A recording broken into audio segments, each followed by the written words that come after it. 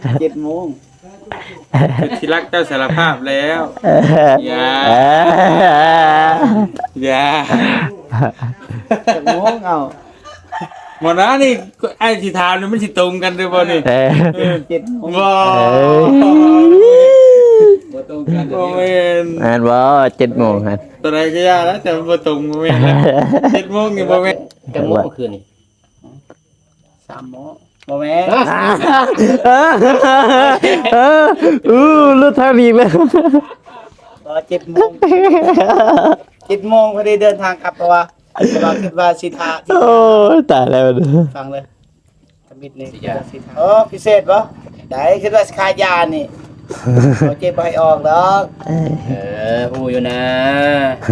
ขายมาย่ามซื่อเนาะ จักมื้อบ่สบายเลย แต่เมื่อวาน เมื่อวานนี่ โดย เป็นหวัดบ่สบายอ้าวไผไปซื้อยาซุ่มมาจ้ะ ยาป้าให้เพราะว่าป้าก็บ่สบาย อืมเลยกินยาซุ่มนำกัน โดย หนักแบบนี้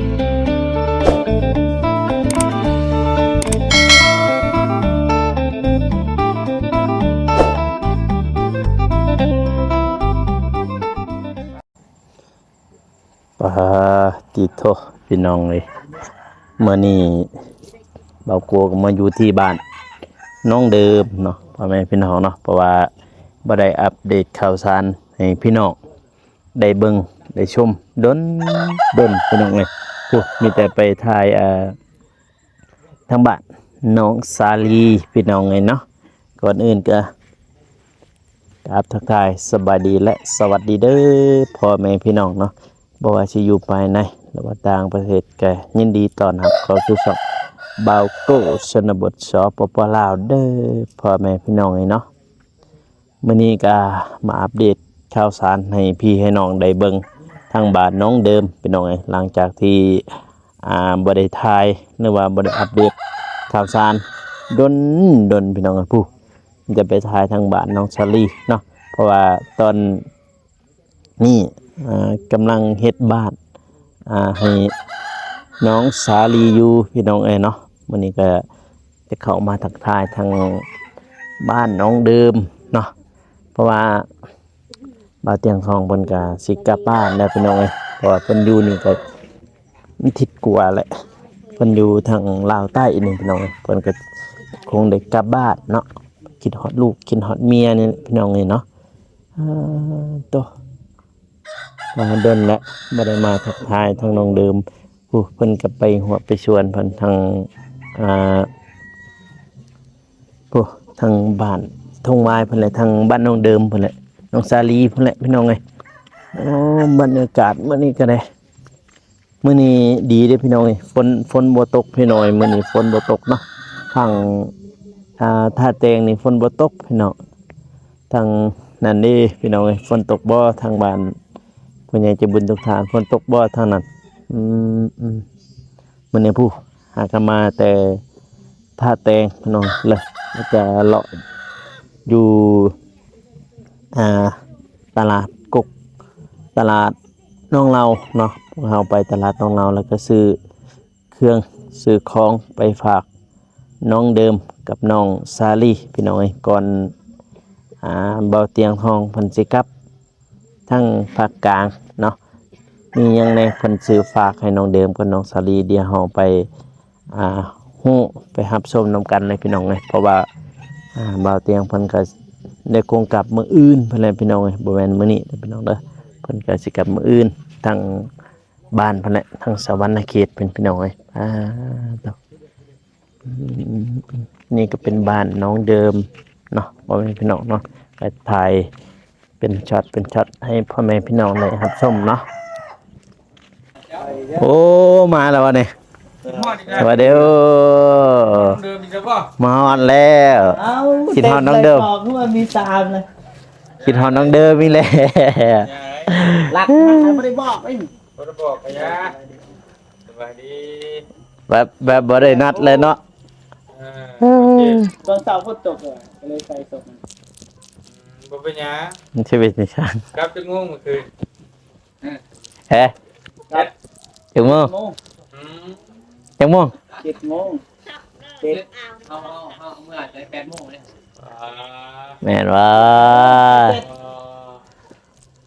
มันตัวคุณใหญ่ปลา แม่นว่า พูดความจริงให้ดี เออน้อง ๆควา น้อ ม ง จริงเป็นสิ่งไม่ตายค่ะ น้องเดิมบอกได้ ดี 7 โมง เป็นที่รักเจ้าสารภาพแล้วอย่า เออ อย่า 7 โมงเอา หมดนะนี่ไอ้ที่ถามนี่มันสิตรงกันด้วยบ่นี่ เออ 7 โมง ว้า บ่ตรงกัน โมเมน แม่นว่า7 โมงฮะ ตัวไหนก็ยากแล้วแต่บ่ตรงโมเมนต์แล้ว7 โมงนี่โมเมนต์แน่นอน เดินทางกลับ7 โมงแม่เสือได้ 7 โมงเช้า อ๋อ7 โมง เออ ตอนไอเซ็นมาพอดีน้องฮอดผ่านแล้ว โอ้ ติดตอบ เออไปคุยกันไป คือว่าต้องกัน คุย โอ้ส่ง ยากแล้วว่าบ่ตรงกันยากแล้ว เริ่มกินฮอดนี่ อืมน้องเดิมแม่ เช้าเนาะ เวลาบ่สบาย ติ น้องเดิมแม่ ก็มาถามติเป็นหยัง เป็นหยังอีหลา ถามติล่ะ คนหนึ่งว่าโม่งตัวหนึ่งคนหนึ่งว่าโม่งตัวหนึ่ง คุณเด้อ สบายดีเด้อ เออ คุณได้นี่ พูดอะไรอีก มีอย่างอีกคนขุด โอ้ซื้อใหม่ป่ะ เสียไหมบ่แม่นซาวนะเด้ เอาในเบิ่งในคลิปนี่ โมเมนต์เด้ เจ้านายแท้สนะคนดัง มันเป็นชนะเลย ดังคนน้องเดิมแล้วดังเขาดานะเป็นสีดา ชนะเบิ่งในเดี๋ยวขอตัวแน่ขอตัว เจอชนะหายหัวได้ เอาบ่เป็นหยังเรา เราเข้าใจว่า บ่ให้เบาได้ คนดังก็บ่ได้ชาวนาก็บ่ได้น้องนะ อายุหลายกว่าเจ้าเด้หลายกว่าอ้ายเด้ แม่นบ่ ให้เอื้อยๆเด้นี่ เออน้องเดิมนี่เพิ่นเอิ้นเอื้อยกับน้องสลี เออ น้องสลี14 ปี โด แต่ ย ว่าเอิ้นเอื้อย โดย เอาหน้า33 ปีคุณ ไปซื้อหยังให้น้องว่านนี่ ซื้อให้ไผ ซื้อยาเพิ่นน่ะยาหยัง ยามมื้อนั้น โอ้ ตอนเจ็บมื้อนั้น เจ็บแต่มื้อนั้นพุ่น งงเลยบ่ได้ซื้อแล้วเมื่อวาน คือว่าซื้อแต่วันนี้ มาเล่าเรื่องหยังห้องน้ำบ่ เรื่อง ห้อง น้ำ น้ำก็ ปรึกษา ให้น้องเพิ่นหาและสร้างดีเฮ็ด ถามบ่ได้งามเลยพี่น้องเอ้ยเนาะก็เลยมาถาม แล้วเราบ่อยู่คุณ เรื่องงบเรื่องหยังแหละยังหลายอยู่บ่ ได้แล้ว ยังหลายอยู่ งบที่น้องเว้าช่วงนั้นนี่ก็บ่ได้แตะต้องจักกีบเลยตัว4ล้าน ตัว4 ล้าน ล้าน6 5 5 อ๋อ 0 0บ่ได้ซูนเลยเด้แต่ว่ามี อ๋อ แม่ลินเพิ่นโอนมาให้อีก 5,000 อีกแต่ยังบ่ทันซูนคือกันอีกเห็น ก็ เฉลี่ยเบิ่งเท่าไหร่ ผู้ดีงามบัดแล้วเบาเตียงขึ้นกลับนี่แหละเฮาก็ประสานงานต่อ มันต่อนี่เลยนี่ ก็เลยว่าบ่ได้ ต่ออยู่นี่ เพราะว่าบ่ได้เจอกันอยู่กับเบาเจ็บพี่น้องเนาะแต่ว่าเจอกันเฮาบ่ได้ทันเว้าเล่นว่านะคือว่า เพิ่นว่าเรื่องนี่ ปัดปุดปัดเลยนะเพิ่นว่าแบบบ่ได้นั่งคุยกันเดี๋ยวมันเบียก เพราะ ห ว่า ลาย เวลามันคือจ่อคือจังซี่เลยคันบ่ทาย3คนในบัดเดียวมันก็ บ่ได้ เนี่ย เพราะว่าเฮาต้อง แม่น ไป ทาผู้หนึงอีกทาย ไปเทิง ก็เลยบ่ได้เว้ากั กัน นมากก็ อืม นี่ก็3โมงแล้วเดี๋ยวนี้พี่น้องเขา3เลย3เลย ซ้ำ มันก็เลยว่าเวลามันเจาะเอามาช่วยดิ เกือบบ่ทันกันเองได้นี่มาถ่ายแล้วสิไปหันอีก เอามาแต่หันอีก นี่หันแล้ว กำลังมาแต่เพื่อนน้องสลีบ แม่ เออ เห็นเบาตูนอยู่ เฮ็ด เออ ได้อยู่หันได้ติ เพิ่นทายอยู่หั่นเอาสิมานี้ ถ่ายแล้วบ่อยู่หัน ไปทำเพราะว่าดนเราบ่ได้ทำอินบ็อกให้แม่พิมพ์มัน บอกใส่ อินบ็อกนะสิ ดินบล็อกอืม อินบ็อกนะ อินบ็อกแม่นอินบ็อก จกอะไรเบิ่ง ดินบล็อก อินบ็อกเปรียบ เอ เทียบ อภาษาไทย ภาษาไทยนะว่า ภาษาลาวก็ดิน เออจักได้เอาว่าลาว อิน มัน บ็อก ก็ จะได้บัดนี้แค่แน่อยู่บ่ ให้นะ ใครวัด ไปวัดเลยจังโมงคืนนี่ 3 โมงบ่แม่น รถทางอีกแล้ว บ่7 โมง7 โมงพอดีเดินทางกลับเพราะว่าคิดว่าสิทา โอ้ยตายแล้ว ฟังเลยทมิดนี่คิดว่าสิทาไอเตียง แต่ว่าอ้ายเพิ่นโทรมาว่าอ้ายอยากใส่รถ โอ้ ขอบต้องเดินมาเฮาเมื่อวันนี้เมื่อเฮานัดจึงเห็นใส่ได้เตียงแล้วก็ต่อไปก็ว่าสิเดินทางกลับเด้อตัวอายเพิ่นจริงๆแหละฮอดแล้วก็ว่าอายเพิ่นใส่รถด่วนตัวอย่าง แล้ว ว่า แต่ดอกตอนนั้นบ่ฮู้นำเด้ โอ้โหนำแล้วตอนนั้นนะมาจากโมงทายแล้วว่าอย่าง ซื้อพี่ๆอะไรพี่น้องเด้อ ที่ฟรี พี่ โอเค บ่ให้บ่ซื้อยาซุ่มให้เมื่อย ว่าอย่าซุ่มเมื่อยได้อยากนอน กินยาซุ่ม แล้วก็ซื้อวิตามินซีอันเด้ยินบ่ น้องน้องเด่นไปใส่น้องเด่น ODD ยินบ่ ต้องเรียนแน่นอน หรือ ODD อันเด้ ว่าไม่ได้ว่าเฮาว่าไข้หวัด ซื้อบำรุงนะให้เพิ่นเมื่อยกิน OD เข้าใจบ่ โอ้ OD ตัวปนกับน้ำได้บ่ อืม เพราะว่าให้มันเมื่อยเด้มันกินยาซุ่มมันคุ้มเด้บัดเขามัน ยั ให้ ง น ยั อง น นอนเด้ นอนหลายแห้งเมื่อยเด้เดี๋ยวเกิดเป็นหวัด ยาซุ่มไปกินยาซุ่ม เดี๋ยวสิไปดำน้องเด่น สลายกิน ไปทำหงปิดบอกเลย ยาวัด เอมาส่ง ยาดีวัด ซื้อให้น้องเลย เพราะว่าแม่เป็นลายเถื่อจนว่า สวย เอ้า เนาะ บ่เก็บบ่ไปเถื่อ ถามดินบอกกันบ่ ได้ได้ ไข่เป็นนาว สิเอาเงินให้บ่ อืม บ่มีแหละ บอกให้น้องเพิ่น โอ้ ไปซื้อกินสิยา โอ้พิเศษบ่ได้คิดว่าสิขายยานี่ บ่เจ็บบ่ให้ออกดอก ฮู้อยู่นะใครมาย่ามอยู่ซื่อเนาะบ่ มีอยู่มีอยู่ ใครมาย่าม เงิน ก็ ต้อง ซอย ไป น้อง เลย เพิ่น หลังเอา ฮู้อยู่เจ้าเยี่ยมฮู้อยู่นะน้องพี่น้องเอ้ยทุ่มเทอยู่แล้วให้น้องเดิน แต่ โอ ว่า เค น้ำใจอ้ายนี่จังให้น้อง อืม เห็นบ่อยากนอน เอา กินยา ทุ่มเท อืม เขาทุ่มทิ้งบ่ให้ทุ่มทิ้ง อ๋อ ไอ้เจ็บทำทุกสิ่ง น้องเดิน เขาทีมทุกอย่าง ไอ้เจ็บยักๆซื่อ อืม อืมเดี๋ยวไปถามดินบอกจักแมทบัดนี้ห้องน้ำเสียจักแมท แล้ว เพื่อนเธอ แต่เว้ากันนะกับทีมงาน เดี๋ยวบอกเลย ฮะ แต่2 เมตรอยู่สำได้เด้2 เมตร2 เมตร2 เมตร5จ้ะบ่ข้างล่างก็2 เมตร อืมขนาด2 เมตร ข้างล่างก็ทางหน้าก็2 เมตรแม่น2 เมตร10พอดีงามเห็นบ่เฮ็ดเงินละเอียดลายก็บ่งาม2 เมตร10หาทางล่างก็2 เมตรพอดี อืม ปิดหัวดิสูงเด้เป็นเมตร6ก็ได้น้องเดิมเท่าไหร่ได้ก็ได้ อันใดคันใด เบิ่งก่อนตัวจริงพอได้พี่น้องเอ้ยเนาะแล้วก็สิปรึกษากันใหม่เรื่องห้องน้ำเลยเฮาก็คร่าวๆถามคร่าวๆก่อนแต่ว่าเฮาสิบอกกันใหม่เนี่ยบอกเตียงเมื่อก่อนพี่น้องเอ้ยเนาะ ยังมาปรึกษากันอีก เดี๋ยวปรึกษามา ปรึกษา เฮ็ดทางห้องน้ำแล้วก็วางแผนว่าผู้นี้เฮ็ดอยู่นี่ผู้นั้นไปพุ่นน่ะนะ อืม มันเป็นงานมืดพี่น้องเอ้ยเนาะทางใดก็ แต่ว่าก็ปรึกษากัน แต่ทางพุ่นว่า ปรึกษา สิไปดูแลทางนั้นพี่น้องเอ้ยเนาะบ่เจ็บก็สิดูแลทางนี้เพราะว่างบก็คือ งบทางเบาเจ็บเนาะทางนี้เนาะ แต่ว่าสิมาบ่ได้ทิมป้าดอกก็มาเยี่ยมมาย่ามมาเบิ่งนั่นแหละเพิ่นว่าประสานงานคือเก่าแหละอันใดมันบ่ถูกบ่ต้องเฮาก็อันใดมันน่าจะให้ทาง FC เพิ่นนั่นแหละที่ส้มผู้ใหญ่เพิ่นพี่น้องเนาะทางทีมงานเฮาก็สิตัดสินใจเองก็บ่ได้มันก็แล้วแต่ผู้ใหญ่กับ FC เพิ่นพี่น้องเนาะ 2 เมตร2 เมตรพอดีแล้ว โอ้ย 2 เมตร โอ้ยมีหยังนี่เอ้าไว้ 2 เมตร ซื้อนั่นเด้อ ๆขอบใจหลายๆเด้อนะบ่าวน้อง โดยให้บ่เจ็บไปซื้ออิหยังก็ได้ซื้อบำรุงนะ ซื้อยา หมากใหม่บ่ได้หมากใหม่แหละหมากเกี่ยงหยังเด้อ โดย ซื้อเลยก็อย่ากินร้ายไข่กินร้ายกับบุรีกับหมีซื้อพักนี้อย่าลืมพักเลยเด้อ ใครกินน้ำมาแล้วกับใครต้มไว้แห้งครับ เขา ซื้อพักยังไงโอเคกลับก่อนได้ไหมเด้อ อืม กายจะไปปุ่น ไทยเด้อ โดย ผักแห้ง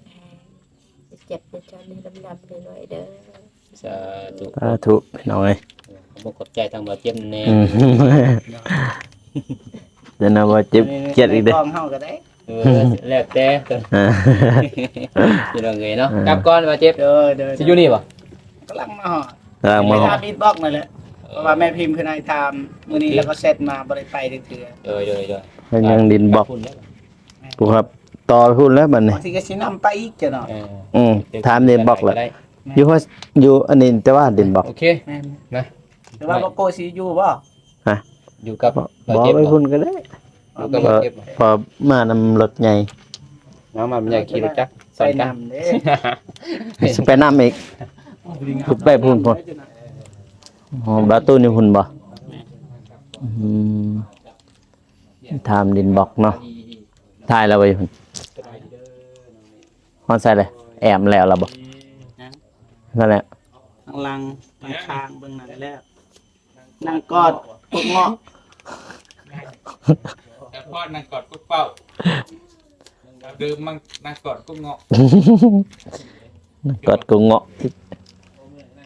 เฮ้ย คิดฮอดไอ้ ฝนตกบ่มื้อเช้านี่ท่านนี่เจ็บฝนตกบ่มื้อเช้านี่ท่านนี่ ฝนตก ตกบ่เดิม ตอก แห้งเพิ่งส่งรถเพ เห็นอยู่เป็นทางรถเพลนี่ บ่ฮู้นะอยู่ๆก็ขี่รถไปกลางทางงามขี่ธรรมดาแบบเร่งบ่ขึ้นเลยนะเร่งบ่ขึ้นเลยมันดับ หรือว่า น้ำ แล้วว่าน้ำเขาก็บิ้วจาก แม่น น่ะ พอดีโทรหาอายวันนี้อายก็มาท้าโดนแล้วก็แป้งให้เรียบร้อยแล้วก็ไปต่อ ได้แล้วบัดนี้ ไหน อ๋อแน่ๆซั่นน่ะ นำเต็มเลยอ่ะ ระเว็บสไลด์นำมันมีกระบิ้วเด้นำที่เขาบิ้วถ้าพอเว็บไอหัน ยานปนกับน้ำมันนะ อืม ปกติเฮาก็ขี่มือคืนเฮาก็ขี่ปาในเข้าในเฮือนเลยบัดตื่นเช้ามาติดแล้วบ่เป็นหยังคือเจ้าเอาไปใส่น้ำมันไปคราวเดียวเอ้า ใส่น้ำมัน ใส่น้ำมัน เออย านในนั่นนะ อันนี้รถเพลนตัวนี้คัน รถร้านสาวเพราะว่าเราปิดเทอมเด้ โอ้ก็เลยยืมแล้ว แม่ของเฮาก็มีร บั ถ ด สีขาวนะ สีขาว เขาเจอกันทำอิฐทำออยอย่างไปรถสีขาวเลยเขาขี่เลย อืม เว็บนั่นนี่คือ เว็บไอตอนนั้นเนี่ยใช่แหละตัวบ่มีเบรก อยู่เพื่อน บ่มีเบรก บอกขี่แล้วรถ บ่ขี่เลย มันมีเบรกหน้าแต่ว่าแม่นบ่ มีเบรกหน้าเบรกหลังมีแต่ว่าบริษัท บ่เบรกหลังบ่มีเบรกหลังหั่น มีแต่ก่อนขี่ทำอิฐมีอัมพานอบซองมันดูมี คือบ่ใส่เบ เพ ร ราะ ก ว่าอายเพิ่นกำลังแปลงอยู่แต่ว่าบ่มีรถหักอยากไปเลยมื้อนั้น อ๋อ เจ้าเห็น พุ่นแหล้วเดินทางไปพุ่นแล้วบัด บัดไอเตียงมากับไอ้นงก็เปิดรถใหม่แล้ว แบบเนี้ย ว่าความฟันเด้ เออบ างทีเปิดรถใหม่ก็มี เดี๋ยวพี่โก้ บ่รถจักร โอ้ยยังโดน โดน จับยังอีก มา หลายเดือนอยู่ แล้วได้ ไม่ช่างเลย สารโมโกะ ฮะ ไกลเลย โดนแล้ว ตื่น หมดหรือบ่ถึง บัดแล้วถึง หมดที่โดนเลย พุ่นแล้วทากาแฟพุ่นแล้วปีหนาพุ่นแล้ว เก็บเกี่ยวกาแฟ Ừ, ไก่ได้กาแฟกับหมาก็ได้ mai cái bữa thân kinh bị แม่ bưng hết ทำซาสิเก็บอีก rồi kịp cái sấm và pin นี่ pina ไอ้แดงนี่ไปหาอยู่หันบ่เห็นสุดท้ายมานี่ à là สร้างงานมายามบานก็ แม่นี่ครับก็ว่าไปหาเมื่อกี้นะว่าสิถ่ายคลิปแต่ว่าบ่เห็น à không phải hết việc gì hẳn bà เฮ็ดแต่ว่ามานี่คราวเดียวมาธุระหนิดนึง ồ พอดีเฮาก็ว่าสิมาถ่ายอายเพิ่นมาทำธุระเฮาก็เลยมานี่คือกัน พอดีเจอกันมานี้ แม่น ไล่กันมา มานี่ โอ้ แต่ว่าเขาท้ายเลยคลิปทมิดแต่ว่าบัดอายเพิ่นกินข้าวแล้วเพิ่นก็มีเวียกทาง โอ้ นี้นะ โอ้แล้วง่ายๆคือตอนเช้าเพิ่นเก็บเวียกอยู่หั่นเนาะ แม่น ตอนแรกเพิ่นแล้วกินข้าวเที่ยงเพิ่นก็มานี่เนาะเพิ่นมีเวียก ธุระในอยหนึงนั่นแหละ เนาะบัดนี้น้องเดิมสิบ่ได้เห็นบ่เตียงเลยบ่ได้มีหยังในเพิ่นประมาณนี้ นัด หมกแตงคอเด้อ มาก คอเด้อหมกแตงเด้อ ได้มาเสวอ ติดไม้เลยมาได้ครับบ่ อีกโคมาก เชื่อมบลูทูธอะไร แต่ เสื้อผู้ถือก็ได้บ่นี่ เชื่อมบลูทูธบ่ได้เสียบเป็นบ่บ่ได้ ได้ เสียบ เลยสัตว์ บ่ต้องเสียบคือเขาของเขายังไปเสียบอยู่นี่อีก อ้าวคักเลยสัตว์ คอยเชื่อมบลูทูธเอา ตัวอย่างมาคือไอ้อนงนี่บ่อยากใส่ตัวนั้นแต่ว่าเสื่อมได้บ่ บ่ได้แล้วของเราต้องคอยจุ่มน้ำกันสบาย จุ่มตัวกล่องนี่แหละ บ่ถูกต้องหันได้แต่ว่านี่นะใหม่นะ บ่ได้แล้วไปเสียบ เพราะความหมายแบบเสื่อมแบบไอ้อนงอยากเสื่อมเฮาอยากเสื่อมได้บ่ บ่ได้ โอ้ขนูแบบนี้ก็ มันเป็นน้ำกล่องบ่มันเป็นน้ำกล่องเด้ ของข่อยมันเป็นกล่องข่อยบ่ได้ข่อยเสื่อมมาเด้ของเรามันมีอั มัน น นี้ บ่มีปัญหานะคันเสื่อมใดรุ่นเสื่อมใดเอาก็ อืม เอาสิแบบว่าเอาสิโหลดแอปมันก็ได้แอปกล่องนะ เออ โหลดต่างหากก็เสื่อมมันนี่ อืม คันมันได้ ไอ้คู่เกิดที่บ่ให้อีกคู่จ้ะน่ะ เกิดงาน แม่นบ่ แต่ว่ากินเบิดแหละ เนี่ย เอ๊ะอย่างนี้แต่บ่กินกระปุกนี่ โอ้ปู อีกคูณ กินแล้ว เกิดเนี่ย กินแล้วไผคู่นี่เขา เดิ สิ มก็บ่ไหวเลยเป็นหวัดเลยออกยามใดรู้สึกว่ามันอยากออกเลย อย่าสั่นอย่าสั่น ดัดออกเลยแต่แทงไอ้เต่า อย่าสั่นเด้อ เล็กไลมันจะออกมาย่อย เออเนี่ยฝนก็สิตกเลยเฮ้ยไปก่อนเด้อนี่ โดย อืม เดินทางปลอดภัย น้องเดิมครับ ค่อยมา บ่สบายพี่น้องเอ้ยจักมื้อแล้วบ่สบายเนี่ย แต่เมื่อวาน เมื่อวานนี่ โดย เป็นหวัดบ่สบายอ้าวไผไปซื้อยาซุ่มมาจ้ะ ยาป้าให้เพราะว่าป้าก็บ่สบาย อืมเลยกินยาซุ่มนํกัน โดย หนักแบบนี้ เมื่อยนอนบ่อิ่ม กินยาซุ่มมันเนี่ยนั่นแหละเมื่อยอยากนอนทันทีกินยาซุ่ คุ ม มจากนอนเลยนอนบ่อิ่ม ยังซื้อก็อยากรับ เอาคันมาจากนอนนั่นแหละใกล้ๆนี่เด็ดเลย ยังเหลือหน่วยเดียวเลยเฮ้ย หมายหน่อย ยังเหลือหน่วยเดียว หวยเลย ยังบ่ยังซอง พยานน้องเดิมนี่ไปเบิ่งในกลางคืนนี่ก็เด็ก อ๋อ กิน บ่ได้อันนี้ยังบ่ปูเลยบ่สาดอยู่ในปูเลยเนาะ พูดแล้ว เอาสกอตซองหนาเนติดจากอยู่บ่เจ็บซื้อสกอตซองมาติดยันลมพัดมันนี่ หลอกก็บ่ทันติดเนี่ยเขาว่าสิติดหลอก ล็อกได้ มืออื่นมือหือหลอกได้บ่ ได้